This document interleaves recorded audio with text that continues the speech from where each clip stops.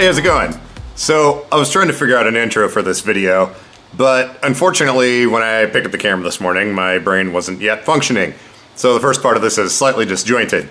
But yeah, we're gonna cook some bacon, then we're gonna take apart a wheelchair. And I think the rest is self-explanatory. So, here you go. It's a video. Enjoy.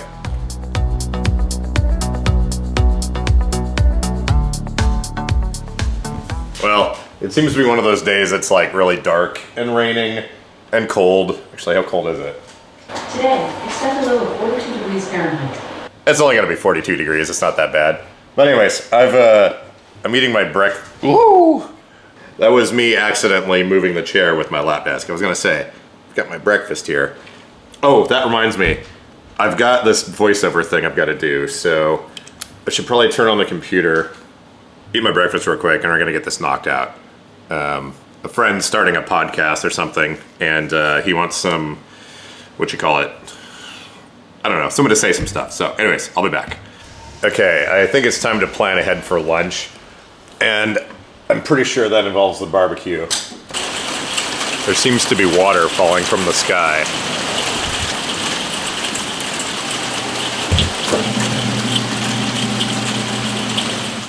I can't believe how loud that rain is out there.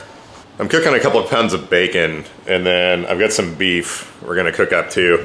I usually cook stuff about a week in advance and then just keep it in the fridge and reheat it or whatever.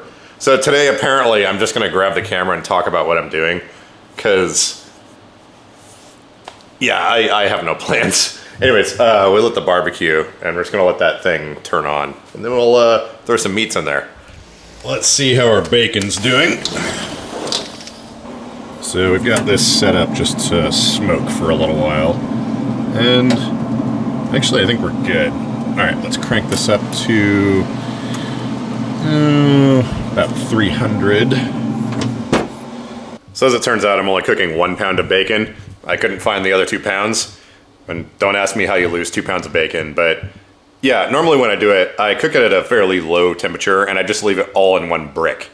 And then, oh, actually I forgot. I needed to sprinkle some pepper on that. But yeah, I leave it all in one brick, cook it like 275, 300, somewhere in there for about an hour or so, and usually smoke it for half hour before that.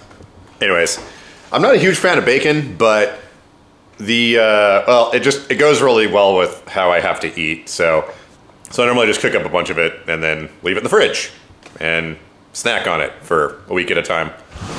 So apparently I left one of the windows down in the van last night, and we got a wee bit of water in here, so good times. Luckily it wasn't down far enough to cause too much of a pool in here. Fired the thing up, and we're gonna use the defroster to kind of try and dry some of this out. Yeah, that's annoying.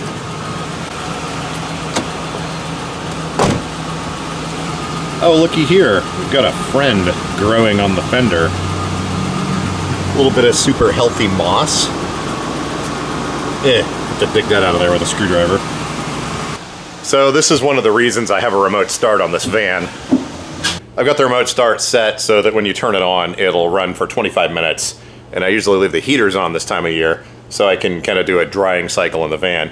Because with the lift being on the inside, when you fold the thing out and get out, all the rain and stuff gets on it. Then when it folds up, all that water is inside the van and it drips off and onto the floor. So what I might actually do, I've got a 12-volt fan. I might actually install sort of an air circulation system in there near the lift, so that when I'm running the thing on this drying cycle, it can circulate the air around and kind of dry stuff out. But yeah, one of the problems with having an interior lift in a van. But yeah, anyways. Oh, I just remembered what I wanted to do today. Check it out. So a friend just had the motors replaced on his Quantum 6000Z, and he gave me these old ones. These are the high-speed Quantum hammer motors, as they call them. And I think they had some sort of tracking issue or something. I'm not exactly sure. But I think we need to put these on something. I've got that Jazzy 600 ES buried back here. I think the batteries in it are kind of crummy, but I swapped some other Quantum motors onto that chair, which have no business being on there. And the thing is already super screwy as it is, but I think it might be fun to put the really fast motors on that chair. I don't know of anything else in here they would fit on. Well, anyways, we're gonna find something to do with those motors today. And if not that, we're going to part out this chair here. This is a TDX Storm 3. It is a pretty fast one, but one of the motors is really screwed up. I've had the chair for like 4 years now and I haven't done anything with it. But the electronics are old. Look at this. It's the old Mark V MPJ. This was a really, I think that switch is broken, a really funky old control system. And it uses the, where are they? Here we go. It uses the multi-pin connectors and stuff. So I think what we're going to do is rip the seating off of this, and I'm going to keep all the seating components because those are handy for building other chairs. And we're going to take it apart and just, I don't know, recycle the frame or something. Okay, so those are the two things we're going to do today. I'm going to start off by parting this thing out because I want more space in here. I just realized it smells a lot like bacon. I should probably go pull that off the barbecue. It's been a little while. And here we go. Bacon is done, just how I like it. Nice and crispy on the edges, still a bit soft in the middle. Yeah, that's some good snacking right there. All right, we're gonna start off here by removing this seat pan. And I always like to keep these because they're handy for modifying other chairs or building seating from scratch and all that good stuff. And also I like to keep all the screws and hardware off of these chairs because sometimes the screw sizes and stuff are a little bit difficult to find and come by. So I keep all of the hardware off these things in a little tray so I can use it later for different projects. Oop, just threw one of them in there somewhere. Yeah, there we go. So I got a seat pan. I don't know where that screw just went. So there isn't a whole lot on this thing I'm going to keep. I'll hang on to this swing away, but I'm going to throw... Actually, I should probably hang on to this joystick just in case I need it for later. Or in case someone has a question, I can take it apart and look at parts inside of it and stuff. But yeah, so we're going to keep the swing away. We're going to keep some of these switches. Probably the seat adjustment module here, just because that's kind of a cool thing. And our seat back clamps here. These things are super handy to have. Yeah, I'll just rip a few more things off here. I don't think I'm going to keep much off of this. But the main thing is I'm going to have to break it down pretty far to fit it into the recycling. So that's going to be where all the work is. Oh, and we've got a whole bunch of tip switches over here. Those are super handy. All right, cool. Well, I'm going to work on this a little bit, and then I'll be back.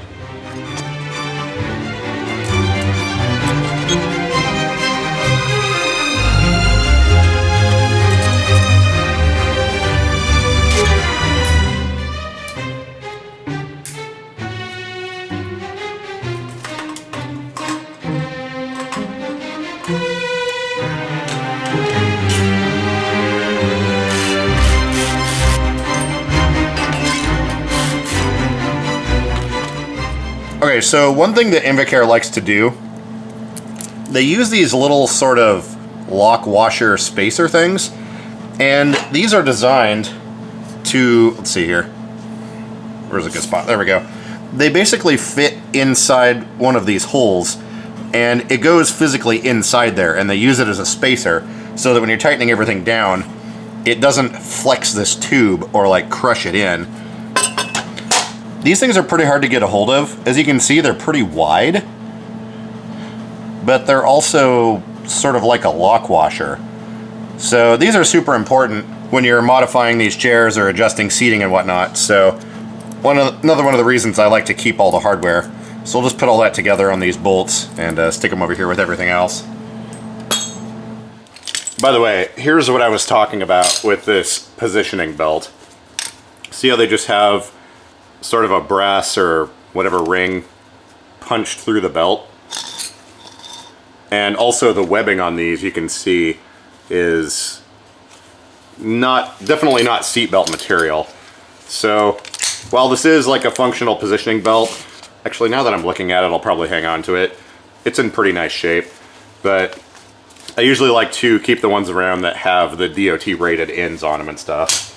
But anyways, so I usually get a bunch of little trays like this, and then all of the hardware that I take off of chairs, For each part, I like to put it back together. So we have the little washers, the spring washer, and the nuts on here. And we can just throw all those in this tray. These seat back clamps, these are super handy. I'm also keeping the canes, the vertical canes off the chair. Random piece of duct tape. These are super handy to have when you're building random custom one-off stuff. And these just basically have this clamping mechanism. And it goes around here, and then this bolt swings in, and then you tighten it down, and that holds it in place. And these are compatible with a bunch of different seat backs, matrix style ones. I don't think I have one within reach, but there's a latch here that the seat clicks into, and then you flip this little lever, and that allows you to remove the seat back, and the bottom just kind of hooks in there. And these are fully adjustable. You've got these tracks here on the top and bottom, and then there's another track here on the top that changes the angle. So these things have like a good 4 inches of in and out movement and a pretty good degree of tilt as well. So I like to hang on to these things whenever I see them as well. Also, this chair had these little like side pocket things, and they weren't too dirty. These just kind of Velcro around the sides on the invacare style chairs. It's almost like a privacy flap, but it doubles as a little pocket. So I got 2 of these things we're gonna hang on to as well. And then just some other little bits and pieces. Got this is the connecting bar for the rigidizer on the back. And that seating control module mounts to a plate that slides over this. So yeah, all super handy stuff to keep around. So I'm gonna sort some of this stuff out, and then I think this chair is pretty much done.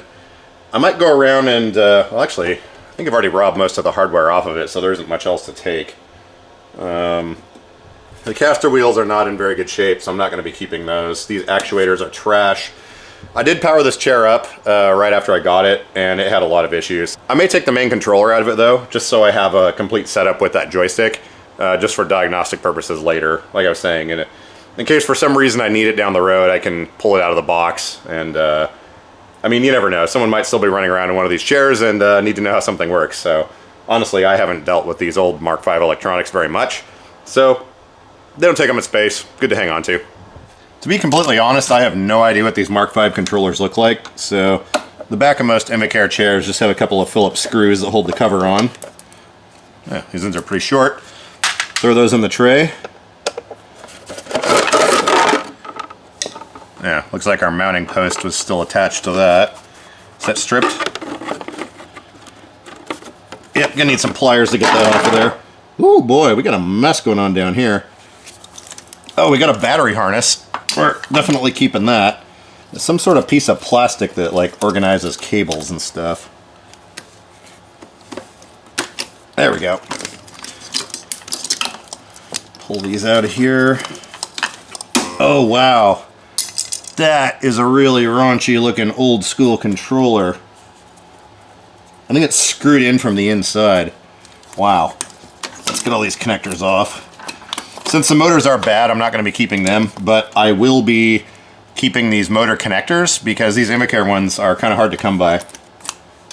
There we go. So we're going to hang on to these pigtails here. Invacare uses a really weird proprietary connector. The 2 main motor connectors, and then they use these round pins for the brakes. So these are going to be super handy to hang on to. Getting this controller out of here might be a little bit more work than I'm willing to do right now. And there's our main output. Some like 16 pin, what is this? Anyways, there's a whole bunch of pins there. Yeah, I'm gonna cut this other, yeah, get some battery adapters here. These have like a cloth material on them, so I wouldn't use them in another chair, but these would work for like a test bench or something like that, which I'm gonna be building soon.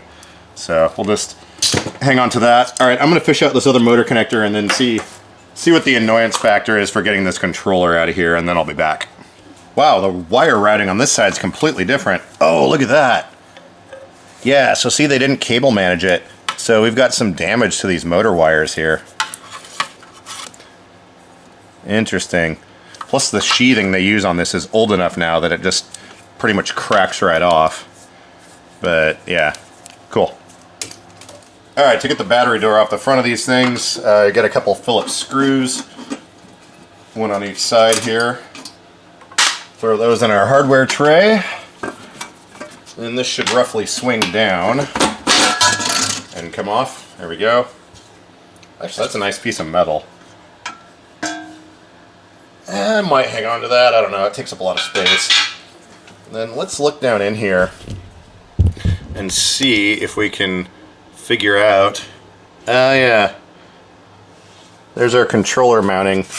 They're, looks like they're nylocks. That's obnoxious. Well, I'm going to pull this out, then I'll be back. Okay, that was one of the more obnoxious things to remove, but check it out.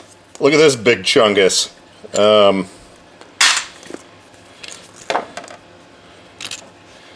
Wow, that thing. Oh, you know what? We should probably take this apart. Does this have a date on it? Quality approval. The layout on the back looks very similar to the Mark VI stuff. Even the angle of this, but we've got all this extra stuff on here. There's a random reset hole there. Yeah, I think we should take this thing apart.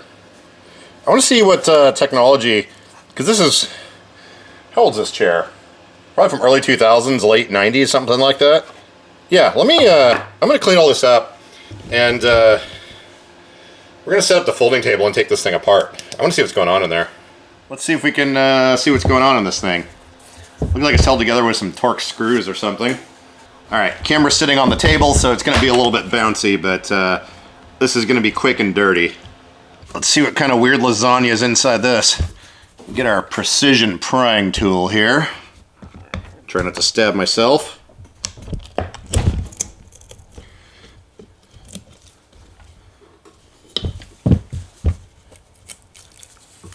Oh, look at there.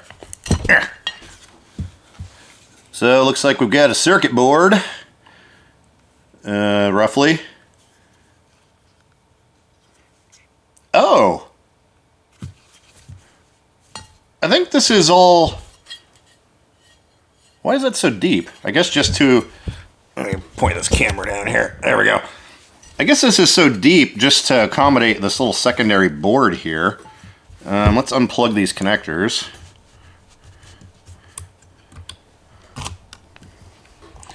I think we can lift this board out of here if we're sneaky. Trying to do this without bending the pins too badly. Because while it's not going to be using a chair, it would be nice to power it up at some point if we need to. There we go. Looks like our processor and stuff is on there. Got a row of jumper pins here. Oh, those just go directly into these holes. Weird. They're not even using a connector. Look at that.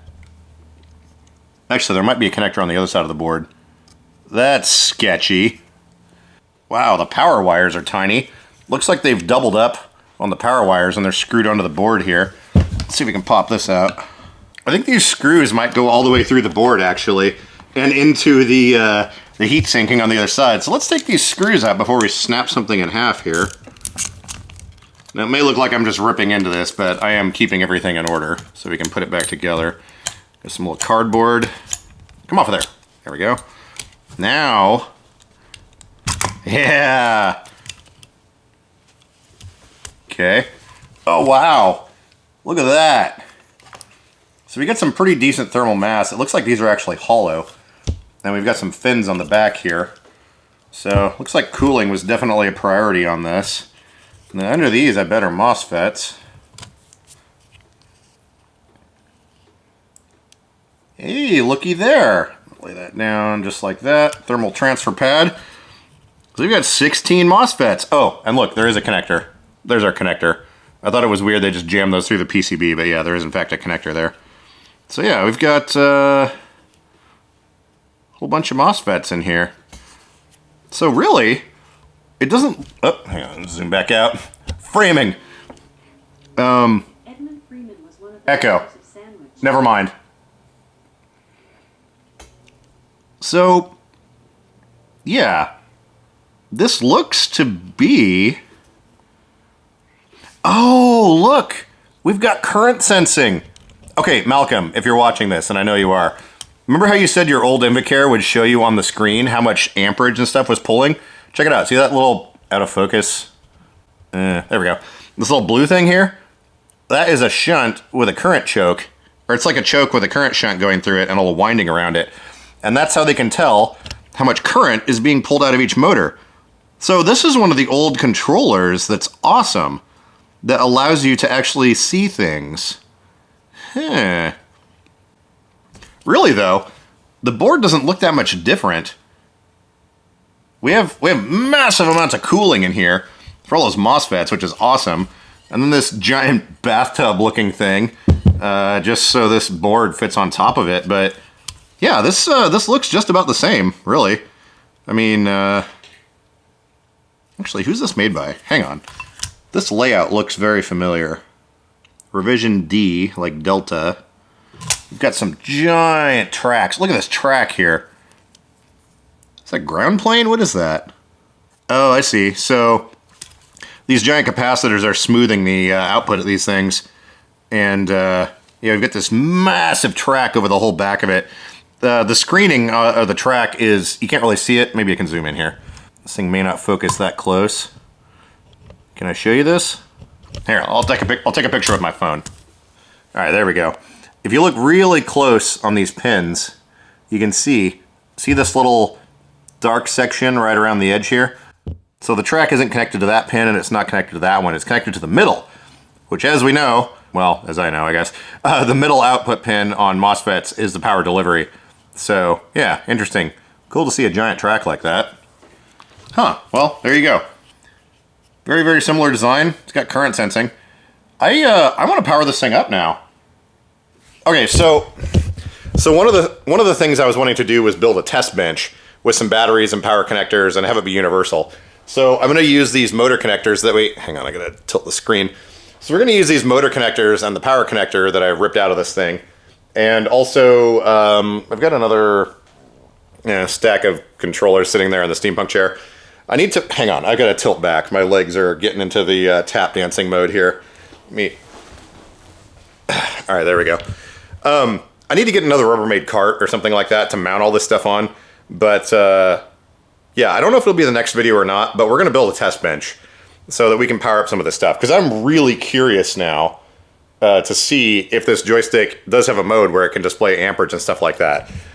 Some people I know told me in the past that they've had invacare chairs that show all this data on the screen, and they've since removed it. But yeah, interesting. Pretty cool little setup. Got these little thermal transfer pads and stuff. So yeah, I'm gonna put this thing back together, and yeah, there we go. I'm gonna try and break down some more of this stuff and get it filed away in here so we're not using up all the space. And then also I should probably move this folding table because it's kind of in the way. But yeah, I put the chair outside the garage there. I'm probably gonna have to pull the motors and the tires off of it, and maybe the bottom plate of the seating, because it's not all gonna fit in the recycling thing. Which, yes, by the way, you can recycle metal, at least where I'm at here. But yeah, so I'm gonna leave that outside for a little bit. I'm probably gonna attack it later on, but yeah, I'm gonna clean up some of this stuff, put this thing back together, and then I'll see what I feel like doing later. I'm not sure right now that we're going to actually do anything with these, where are they? With these motors right here. But I do have them in stock, so I'll have to try them on something or other, because I think I need a scooter chair that goes stupid fast. All right, so super duper interesting. They paid extra attention to the cooling on this thing. They've got sort of some big aluminum blocks in there that are hollow inside, sort of like vapor chambers, if you will, without the vapor. And then they got fins out here. And they directly screwed the PCB down to them. I do like that approach a lot better than what we were seeing in some of the other ones, because we're not relying on the PCB to be flexed and whatnot. It's directly got little clamps that hold everything down. So yeah, this is really neat. So while it looks old and junky and it uses a ridiculous connector, yeah, I really like this. By the way, in case you're playing along at home, this is the model number here, MK5EX, something, something, something. Wait a minute. This is a, That's the same connector that they use on the Shark. It's got a picture of a joystick on there. See that? Right there? Oh, my thumbnail's messed up. Weird. Huh. Lots of questions. Well, we'll power it up soon enough. And I should probably get the joystick out of the trash heap down here before it gets too damaged. But yeah, that's really cool. Well, I think that's about all for today. Wound up going on a side project, taking apart this other chair and taking apart the controller and all that. We do have these new high-speed motors in stock. I'm going to figure out something to put those on. I'm not sure when that's going to be, but I'm going to try and get that test bench built in a video here soon. Like I said, I just have to find a cart or something to mount that onto. And by the way, the last video I posted, that was just something that was the homage to Portland, as it were, and how things are kind of different or whatever. With that, I was sort of going for the angle of sending mixed messages. Yes, it is a really beautiful place. Yes, it is terrible what's going on, but I'm not going anywhere. Unfortunately, a number of my friends are leaving. And yeah, I mean, there is that whole grass is always greener sort of thing. And as a number of you pointed out, there aren't a whole lot of places left in the country that are pristine condition. Every place has its positives and negatives to it, so I don't know. I don't really have a reason to go anywhere, so that's just kind of how I felt and how I still feel, and wanted to sort of express that in an artistic form. But yeah, anyways, yeah, that's all for now. I'll catch you guys in a few days.